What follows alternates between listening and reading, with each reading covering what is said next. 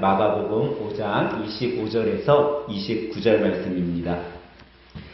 12해를 혈루증으로 알아온 한 여자가 있어 많은 의사에게 많은 괴로움을 받았고 가진 것도 다 허비하였으되 아무 효험이 없고 도리어 더 중하여졌던 차에 예수의 소문을 듣고 무리 가운데 끼어 뒤로 와서 그의 옷에 손을 대니 이는 내가 그의 옷에만 손을 대어도 구원을 받으리라 생각한 일러라. 이에 그의 혈루 근원이 곧 마르매 병이 나은 줄을 몸에 깨달으니라. 아멘. 오늘 이제 이 아침에 이 시간에는 우리가 살아가는 인생 속에 여러분과 제가 듣는 소리에 대해 한번 생각해 보려고 합니다. 여러분 대부분의 사람들은 소리라고 말하면 귓가에 들리는 소리라고 합니다. 그래서 사전에는 이 소리에 대해서 어떻게 정의를 하고 있냐면 물체의 진동에 의해 생긴 음파가 귀청을 울리게 해서 귀에 들리는 것이 소리다라고 이야기를 해요. 그런데 이런 사전적 의미로 볼 때 우리는 아마 생활할 때 또 지금도 여러분들이 수많은 소리를 듣고 있다라는 거예요. 물론 제가 지금 설교할 때 제 목소리도 들리지만 또 다른 주위에 옆에 있는 사람이 움직이면 그 움직이는 소리도 듣게 되고 또 숨소리가 큰 사람이 옆에 앉아 있다면 숨소리. 우리 교회는 그래도 주일날 코 골면서 주무시는 분이 없는데 코 골면서 자면 코 고는 소리도 우리가 듣게 되는데 이런 것들이 이제 어떻게 보면 소리라고 할 수 있어요. 근데 이런 소리뿐만 아니라 많은 소리들이 들리는데 과연 여러분과 저는 하루를 살아갈 때 어떤 소리를 들으면서 살아가고 있냐라는 거죠. 우리가 삶 속에 무슨 소리를 또 어떻게 그 소리를 듣고 있냐라는 거예요. 혹시 우리가 내가 듣고 싶은 것만 듣고 살아가는 사람이 있다면 아마 그 사람은 자기가 듣고 싶은 것만 듣고 살아가니까 남을 배려하지 못할 거예요. 아마 이기적인 삶을 살게 되겠죠. 요즘에도 그런 분들이 종종 제가 보게 되는데 길을 다니다 보면 80대, 90대 노인분이 아주 아가씨처럼 입고 다니거나 아주 소년처럼 입고 다니는 분들을 보게 될 때가 있어요. 그러니까 앞모습은 몇 살이에요? 80대, 90대. 근데 뒷모습은 몇 살이에요? 10대 소녀처럼 입고 다니는 분들이 종종 있으세요. 옛날에 이제 시골에 한 할머니가 꽃단장을 하고선 아주 애띠게 옷을 입고 그리고 길을 걷고 있었어요. 근데 뒤에서 누가 부르는 거예요. 남정네가 갑자기. 뭐라고 불러요? 같이 가 처녀 그러는 거예요. 아니 오늘 내가 좀 애띠게 옷을 입고선 나왔지만 그 정도 처녀까지는 아닌 것 같은데 이 할머니가. 근데 뒤에서 또 뭐라고 불러요? 같이 가 처녀 그러는 거예요. 마음이 막 콩닥콩닥 뛰는 거야 이제. 그래가지고 내가 그 정도 옷차림은 아닌 것 같은데 나를 처녀로 봐줘? 그러면서 뒤를 돌아다 봤어요. 뒤를 돌아다 보니까 정말 뒤에서 또 소리가 나는 거야. 뭐라고? 같이 가 처녀 그러는 거예요. 그래갖고 아니 이게 무슨 소리지 하고 정확하게 쳐다봤더니 뒤에 따라오던 트럭에서 소리가 나는 거예요. 안에 봤더니 남종네가 타고 있어. 마이크에 대고 이야기를 하는 거예요. 뭐라고 해요? 예? 갈치가 천원. 맞았어요. 갈치가 천원 그러는 거예요. 갈치가. 근데 이 할머니가 뭐로 들은 거예요? 갈치가 천원이 갈치 장사인데 가치가 천원이요 그런 소리로 들은 거예요. 자기가 듣고 싶은 것만 들린 거죠. 근데 우리가 이 이야기 속에 좀 깨달아야 될 이야기가 있어요. 하나는 뭐냐면 우리가 꼭 귀가 열려 있어야 된다라는 거예요. 귀가 열려 있지 않으면 어떻게 들어요? 잘못 들을 수 있는 거예요. 할머니가 귀가 좀 어두웠던 거야. 그러니까 갈치 장사가 외치는 그 갈치가 천원이라는 소리가 가치가 천여 그런 소리로 들렸고 또 이제 두 번째 뭐예요? 바라봤더니 뭐가 들려요? 정확하게 들리는 거예요.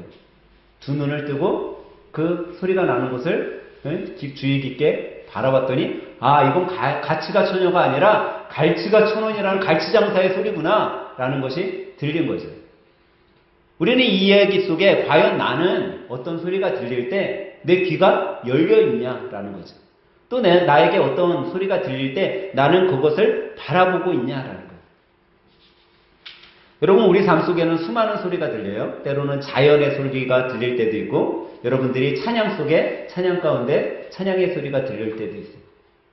또 여러분과 주위에 있는 사람들과 교제를 하면서 주위에 있는 사람들의 목소리가 들릴 때도 있죠. 또 여러분들이 말씀을 듣고 말씀을 읽을 때, 또 말씀을 필사할 때 말씀이 나에게 주는 소리가 들려올 때가 있어요. 근데 하나님의 소리를 듣고 그 하나님의 소리대로 행하는 사람은요, 삶 가운데 하나님의 은혜를 받게 되는 거예요. 근데 하나님의 소리가 아닌 세상의 소리에만 우리가 귀 기울이고 살아간다면 세상의 소리만 들리는 거죠. 종종 나이 든 목사님들이 그런 생각을 하시는 분들이 많이 있어요. 왜냐하면 이 나이 든 목사님들이 그런 생각을 많이 하는 이유 중에 하나가 뭐냐면 자기가 아주 밑바닥서부터 개척을 했기 때문에. 그래서 종종 나이 든 목사님들이 교회를 뭐라고 생각하냐면요, 자기 소유로 생각하는 경우가 많이 있어요. 여러분, 교회는 누구의 것이에요? 예? 하나님의 것이에요. 또 교회를 다니는 여러분들 뭐라고 얘기해요? 내 교회다라고 얘기하잖아요. 근데 여기에서 우리가 좀 잘 알아야 될 게 있어요. 여러분들, 저도 하늘샘 교회를 내 교회라고 생각을 해요. 여러분들도 내 교회라고 생각하지. 우리는 내 교회라고 생각할 때 그거는 소유의 의미가 아니에요. 소유의 의미면은 뭐죠? 교회를 내 마음대로 할 수 있다라는 거예요. 제가 지난 목장 모임 때 그런 얘기를 했어요. 우리가 부모가 되면은 자녀들을 소유로 생각하는 사람들이 참 많다라고 그랬어요. 여러분, 자녀를 소유라고 생각을 하잖아요. 그럼 어떻게 하는지 아세요? 자기가 자기 마음대로 아이들을 이끌어 가려고 해요. 그러니까는 어떻게 해요? 애들이 공부 안 하면 막 때려서라도 공부 가르치려고 하고 막 그래요. 근데 우리 현우 집사님은 별로 그거는 아닌 것 같아. 애들이 공부를 안 해도 그냥 건강하게 자라라. 소유가 아니라고 생각하면요, 아이들을 인격적으로 대해요. 근데 소유라고 생각하면 그때서부터 내가 관여하게 되는 거예요. 근데 연세 드신 목사님들이 교회를 개척하고 나니까 이 교회가 어느 정도 성장을 해요? 그러면 교회를 어떻게 생각해요? 내 소유로 생각을 하는 거예요. 내 소유면 어떻게 해요? 내가 마음대로 하게 되는 거예요. 내가 마음대로 하기 시작하니까 어떻게 해요? 교회를 내 집 마냥 만드는 거예요. 근데 교회는요, 여러분, 내 소유가 아니에요. 그것은 하나님의 것이고 나는 그거를 관리하는 직분을 받은 자들일 뿐이에요. 성경은 그래서 교회를 뭐라고 이야기하고 있어요? 교회를 만민이 기도하는 집이다 라고 얘기해요. 교회를 뭐라고 얘기하고 있어요? 또 예배하는 곳이다 라고 얘기해요. 그래서 헬라어로는 교회를 또 뭐라고 얘기하면 코이노니아라는 단어를 써요. 이 코이노니아는 뭐냐면 교제하는 곳이다 라는 거예요. 그러니까 우리 성도님들과 제가 또 성도님들끼리 교제하는 곳. 교제에는 뭐가 있어요? 사랑이 있어요. 교제에는 친밀함이 있어요. 그러니까 이런 것들이 이루어지는 곳이 교회지, 교회는 소유가 아니라는 거예요. 그러면 교회가 소유가 아니기 때문에, 여러분, 교회가 소유가 아니니까 어떻게 해요? 때로는 교회를 소유라고 생각하지 않는 사람들이 교회를 어떻게 해요? 교회를 막 여기저것 옮겨 다니는 거야. 근데 제가 말씀드렸잖아요. 교회는 내 교회가 돼야 된다는 거예요. 소유로서의 내 교회가 아닌 내가 하나님이 나에게 맡겨주신 것을, 사명을 잘 감당하는 내가 될 때. 여러분, 자녀들을 소유라고 생각하지 않고 내가 자녀들의 부모다, 나는 자녀들의 부모야 라고 생각하면 어떻게 해요? 자녀들을 잘 관리할 뿐이에요. 우리는 그걸 잘 깨달아야 되는 거죠. 성경이 과연 나에게 어떤 의미로 말씀을 하고 있는지. 그래서 여러분, 우리는 하나님의 말씀을 들을 때요, 하나님의 말씀에 귀를 기울이고 잘 들어야 되는 거예요. 시편 기자는 그래서 우리들에게 이렇게 얘기하고 있어요. 하나님의 소리를 듣는 자와 하나님의 말에 귀 기울이지 않는 자들이 어떤 결과에 놓이는지를 이야기를 하죠. 시편 81편 11절에서 15절에 보면 이런 말씀이 있어요. 그러나 내 백성은 내 말을 듣지 않았고 이스라엘이 나에게 순종하지 않았다. 그러므로 내가 그들의 고집대로 내버려 들어 그들이 자기 마음대로 하게 하였다.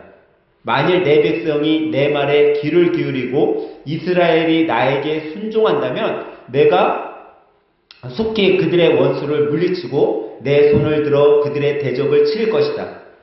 하지만 나를 미워하는 자들이 내 앞에서 굽신거려도 그들의 형벌은 영원히 계속될 것이다 라는 말씀이 있어요. 이 말씀이 뭐냐면 하나님의 말씀에 귀 기울이고 순종하는 자들에게는 그들의 앞에 있는 원수들을 내가 다 물리쳐주고 내 손이 그들을 대적해 주겠다라는 거예요. 하지만 하나님의 말씀의 소리에 귀 듣지도 않고 듣지도 않는 자들에게는 어떻게 해요? 영원한 형벌이 계속된다라는 거예요. 우리도 마찬가지예요. 내가 예수님을 믿고 교회를 다니고 내가 교회 공동체에서 살아간다고 이야기하지만 하나님의 말에 귀 기울이지 않고 살아간다면요, 우리는 어떻게 돼요? 영원한 형벌을 거하는 거예요. 목사라고 해서, 장로라고 해서, 권사, 집사라고 해서 형벌에 면하는 것이 아니라 우리가 하나님의 소리에 귀 기울일 때 그것이 이루어진다라는 거죠. 그러면 하나님의 소리를 들을 수 있는 사람이 하나님의 말씀에 순종하게 되면 어떤 일이 일어나냐라는 거예요. 오늘 본문으로 한번 가볼게요. 오늘 본문은요, 마가복음 5장 25절부터 나오는 말씀인데 이 말씀과 동일한 이야기가요, 마태복음에도 나오고 누가복음에도 나와요. 마태복음은 9장 20절서부터 나오고요, 누가복음은 8장 43절부터 지금 내용과 똑같은 이야기가 이야기되고 있어요. 여러분, 왜 똑같은 사건, 똑같은 이야기가 이 공간복음 세 곳에나 나열되어 있다고 생각하세요? 제가 종종 말씀을 드려요. 성경에 똑같은 내용이 반복돼서 여러 곳에 나오는 사건은 어떤 이야기라고 얘기했어요? 중요한 이야기인 거예요. 중요하기 때문에 성경에 한 번만 이야기해도 될 것을 이곳에서도 얘기하고 저곳에서도 이야기하는 거죠. 근데 오늘 본문 같은 경우는 공간복음에서 다 이야기를 하고 있어요. 근데 이 내용이 뭐죠? 오늘 본문에 누가 등장해요? 한 여인이 등장해요. 근데 이 여인이 무슨 병에 걸렸죠? 혈루증이라는 병에 걸렸어요. 이 혈루증은 지금으로 얘기하면 기능성 자궁출혈인 거예요. 여러분들 자궁, 우리 여성분들 자궁이 있잖아요. 이 자궁에서 아기가 10달 동안 있다가 태어나기도 하는. 근데 이 자궁에 출혈이 생긴 거예요. 근데 이 기능성 장애 출혈이기 때문에 자기가 조절을 할 수가 없는 거예요, 출혈. 그러니까 여성들은 젊었을 때 월경이라는 걸 하잖아요. 한 달에 한 번씩 아기를 갖기 위한 그런 어떻게 보면 신체의 장애일 수도 있어요. 아기가 들었으면 월경해요, 안 해요? 10달 동안 월경을 안 해요. 근데 이 월경하고 다른 게 뭐냐면 지금 이 여인이 갖고 있는 출혈은 아무 때나 시도 없이 하혈하는 거예요. 이거를 조금 더 면밀하게 요즘 질병으로 이야기한다면 자궁암일 수도 있어요. 지금 이 여인이 걸린 질병은. 근데 그 병에 걸려서 지금 이 여인은 12년 동안이나 시달리고 있어요. 근데 이 여인이 12년 동안 시달리면서 이 여인 귓가에 들려오는 소리들이 많이 있었어요. 근데 무슨 소리가 들려왔을까요? 이 여인이 지금 혈류증을 알고 있으니까 어떤 소리가 들려왔을까요? 의사들이 찾아오는 거예요. 당신 내가 고쳐줄 수 있어요. 그러면 이 여인이 어떻게 했겠어요? 고치고 싶으니까 수많은 치료비를 주면서 의사를 찾아갔어요. 때로는 어떤 사람이 이야기하는 거예요. 이 약 한번 먹어봐. 이 약 먹으면 그냥 날 수 있어. 혈루증 아니라 혈루증 할아버지도 날 수 있습니다. 이 약 한번 먹어봐. 그러면서 그녀의 귀를 속삭이는 이야기들이 있어요. 근데 12년 동안 이 여인이 자기가 갖고 있는 모든 재산을 다 허비할 정도로 의사를 찾아다녔고 만나고 약을 먹었지만 낫어요, 안 낫어요? 낫지 않았어. 오히려 오늘 본문에 보니까 치료는커녕 더 중하여졌더라라고 이야기하고 있어요. 병이 더 악화된 거죠. 만약에 지금의 이 사람이 자궁암에 걸렸다면 암 말기가 돼버린 거예요. 만약 여러분과 제가 어떤 병에 걸렸는데 치료는커녕 더 악화되었다면 여러분, 과연 여러분과 저는 어떠했을 것 같으세요? 이 여인처럼 12년 동안 그런 병에 걸려서 가진 것도 다 낭비하고 사람들은 나를 더러운 사람으로 취급하고 만나주지도 않는다면 과연 여러분과 저의 삶이 어떠했겠냐라는 거예요. 여러분은 이 여인의 삶을 바랐을 때 이 여인의 삶이 어땠을 것 같아요? 저는 아마 이 여인의 삶은요, 절망 끝에 있지 않았을까 생각돼요. 12년 동안 그렇게 고생하고 병은 더 악화되어 갔을 때 아마 이 여인은요, 벼랑 끝을 걸어가는 그런 삶이었을 것 같아요. 그리고 모든 것을 다 잃었기에, 그리고 이제는 건강도 극에 다다랐는데 내가 무슨 어떻게 살아가, 삶을 포기하고 싶은 심정이었을 것 같아요. 그리고 동네 사람들조차 자기를 더러운 여자 취급하니까 누구를 만날 수도 없고, 아마 지금은 따지면 아주 극심한 우울증에 이 여인은 시달리고 있었을 것 같아요. 사랑하는 여러분, 만약에 여러분들이 이런 삶을 살아가고 있다면, 여러분은 내 자신이 이런 길을 걸어가고 있다면 과연 어떡하겠냐라는 거예요. 아마 지금도 이 여인과 같은 삶을 우리는 걸어가고 있을지도 몰라요. 조금은 다를 수도 있겠지만 우리도 절망적인 삶을 걸어갈 수도 있어요. 어떤 분은 질병으로 인해 그런 삶을 걸어갈 수 있겠죠. 이 여인처럼. 하지만 또 어떤 사람은 경제적 위기로 이런 절망의 삶을 걸어갈 수 있을 수도 있어요. 또 어떤 사람은 가족의 문제, 직장의 문제, 사업장의 문제로 인해서 이런 절망의 길을 걸어가고 있을 수도 있어요. 누구하고도 이야기하고 싶지 않고 내가 지금 걷고 있는 그 위기를 정말 어떻게 이겨나가고 싶은 생각도 들지 않는 그런 위기에 우리가 처해 있을 수 있다는 거죠. 근데 만약 내가 그런 위기, 정말 누구도 만나고 싶지 않고 누구하고도 이야기하고 싶지 않은 그런 위기에 여러분과 제가 처해 있을 때, 여러분, 우리는요, 이 여인의 모습을 한번 바라봐야 된다는 거죠. 이 여인의 상황은요, 어떻게 보면 이 여인이 살아가는 이 상황 속에서도 지금 이 순간에도 왼쪽에는 세상의 소리가 들려왔을 거예요. 아직도 이 여인에게 뭔가 뜯어먹을 게 없을까? 야, 나한테 치료받으면 나을 수 있어요. 라는 그런 세상의 소리가 들려왔을 수도 있어요. 근데 이 세상의 소리뿐만 아니라 이 여인에게 어떤 소리가 들려와요? 주님의 소리가 들려왔다는 거죠. 우리도 똑같다라는 거예요. 여러분과 제가 위기 속에 있을 때 세상의 소리와 주님의 소리가 들려올 거라는 거죠. 여러분, 본문에 보면 이 여인이 지금 몇 년 동안 혈루증을 앓았다고 그랬어요? 12년 동안이나 혈루증을 앓았어요. 그 12년 동안 자기가 갖고 있던 모든 재산을 다 썼기 때문에 이 여인 역시 경제적 위기에 처해 있는 거예요. 만약 여러분들이 12년 동안 경제적 위기에 처해있다고 생각해 보세요. 12년 동안 사람들이 나를 더러운 사람 취급하고 나는 가진 것 하나 없어서 누군가에게 구걸해야 먹고 살 수 있고 그런 위기를 12년 동안이나 여러분들이 겪고 있다라고 생각해 보세요. 과연 여러분들은 이 여인보다 살아갈 능력이, 절망이지만 그래도 살아갈 능력이 있다라고 생각되세요? 아마 대부분 쉽게 자기 인생을 포기했을지도 몰라요. 근데 한번 생각해 보세요, 여러분. 우리는 12년 동안이나 지금 그런 경제적 위기를 겪고 있어요? 만약 그렇지 않다면 우리는요, 그래도 살만한 거예요, 이 여인보다. 어떻게 보면.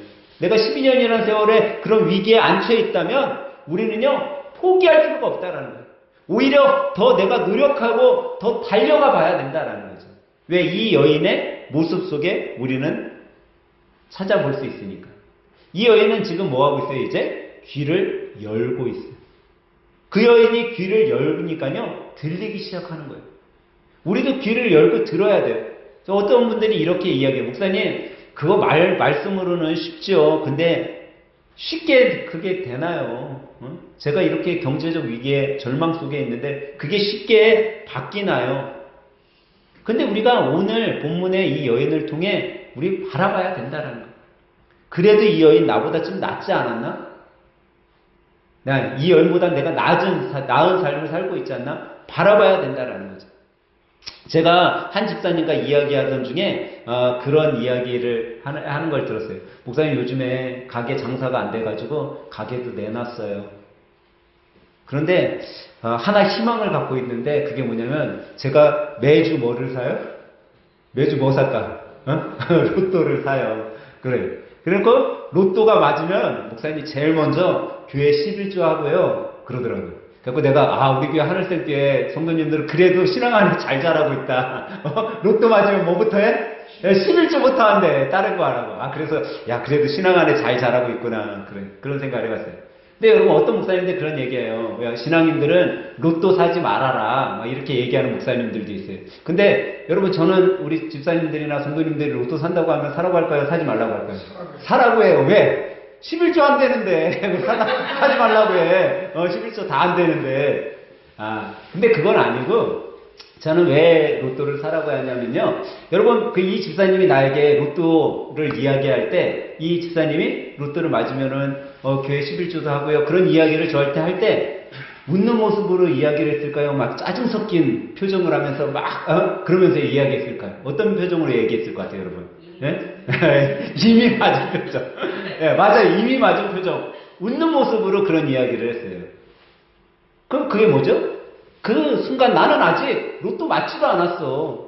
근데 맞았는 것처럼 희망을 갖고 기분 좋게, 기쁘게 웃으면서 이야기하다라는 거예요. 가게는 지금 내놨고 어렵고 경제적 위험에 처해 있는데 그 잠깐 시간 로또 맞지도 않은 걸 갖고선 이야기하는데 그때는 환한 미소에 기쁘게 이야기를 한다라는 거예요. 제가 여러분들에게 여러분 로또 사도 돼요 라고 이야기하는 것, 여러분들이 만약 1,000원짜리 로또 하나를 샀는데 만약에 여러분들이 맞기 위해서 여러분 나는 목사님 나는 1등을 꼭 맞아야 됩니다 라는 마음으로 로또를 산다면 여러분 사지 않아야 돼요. 왜냐하면 평생 여러분들이 로또를 맞을 확률이 없기 때문이에요. 근데 여러분들이 이 1,000원짜리 로또 하나를 사서 뭔가 미래를 좀 생각해보고 그 짧은 시간에 내가 웃을 수 있고 기뻐할 수 있다면 여러분 로또 사셔도 돼요. 왜냐면요 그 짧은 시간에 여러분들이 환하게 한번 웃을 수 있는 그 웃음이요 여러분 마음속에 엔돌핀을 돌게 해줘요. 활력을 줘요. 기분을 좋게 만들어. 그러면 이 1,000원짜리 로또 하나가 나에게 1,000원 이상 100억을 맞아서 내가 1등한 것보다 더 좋은 것을 주기 때문이죠. 근데 왜 이렇게 할 수 있어요? 그건 단 한 가지예요. 그 로또가 맞아서가 아니에요. 내가 그 로또를 통해 희망이라는 것을 생각하기 때문이죠. 지금 이 혈루증에 앓았던 이 여인이요. 하나 다른 것이 뭐냐면 그 여인의 귓가에 들려오는 소리 중에 하나를 듣게 되는데 그 소리에 희망을 찾았다라는 거예요. 이 여인에게 들린 소리는 다름 아닌 예수라는 소리예요. 이 예수라는 소리를 듣자 그 여인 귓가에 희망이 찾아오기 시작했어요. 근데 이 예수라는 소리가 왜 이 여인에게 희망을 주냐면 그 전까지는 누구예요? 의사들이 자기에게 직접 찾아왔어. 약장수들이 직접 찾아왔어. 이 약 한번 잡숴봐. 그러면 병 다 나. 그런데 지금 예수님은요 이 여인을 찾아와서 자기에게 직접 얘기했어요? 안 했어요? 안 했어요. 그냥 들려온 거야. 어떤 소리가 들려왔을까요? 아마 저는 이곳에 있지는 않았지만 이런 소리가 들려오지 않았을까 생각해봐요. 야, 너 그 소리 들었어? 예수라는 사람 있잖아. 귀신 들린 그 사람의 귀신을 내쫓았대 라는 이야기를 들었을까? 그러고 났더니 옆에 있는 사람이 얘기해. 아이고 별것도 아닌 거 그거 귀신 들린 것뿐만 아니라 야, 그 예수라는 사람이 땅에다가 막 가래침을 뱉더니 그걸 이겨서 눈에 발랐더니 눈먼 사람이 나았대 라는 이야기를 들었을지 몰라요. 그랬더니 옆에 있는 사람이 뭐래요? 야, 그거는 아무것도 아니야. 너 그 베데스다 연못 가봤지? 거기 병자들 얼마나 많냐? 거기에 38년 된 병자가 있었어. 그 38년 된 병자를 예수님이 고쳐줬대. 그 사건 알잖아. 아마 그 얘기가 들려왔을지도 몰라요. 그랬더니 마지막 사람이 뭐라고 얘기해? 야, 말마라. 너 나인성 과부 아들 생각나지? 그 장난꾸러기.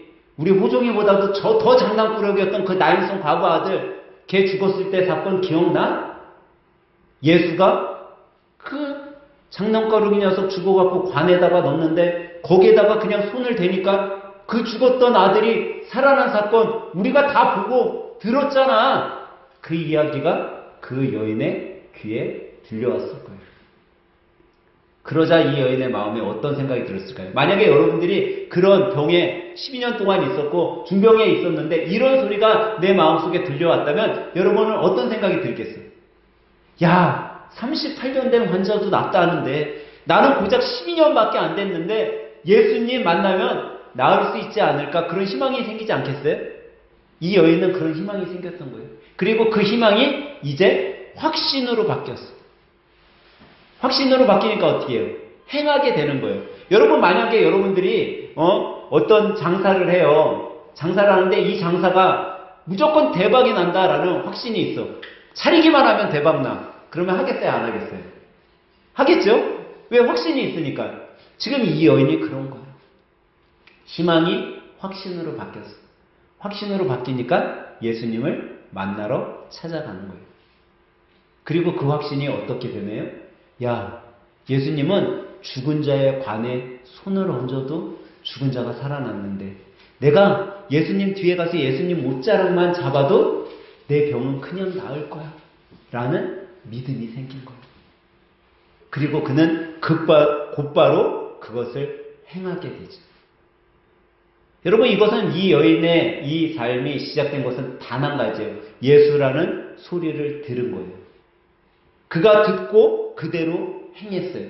그리고 이제 예수님을 찾아가요. 예수님을 찾아가고 이 여인이 뭘 했을까요? 여러분, 예수님 앞에 가갖고 예수님을 찾아보고 이 여인 뭐 했을 것 같아요? 딴 거 안 했을 것 같아요. 예수님을 그냥 바라본 거예요. 바라본 거. 아, 저분이 예수님이구나. 아, 저분이 죽은 사람도 살리고 38년 된 병자도 낫게 한 그분이구나. 바라봤을 거예요. 여러분, 바라봄의 법칙이라는 책이 있어요. 이 바라봄의 법칙.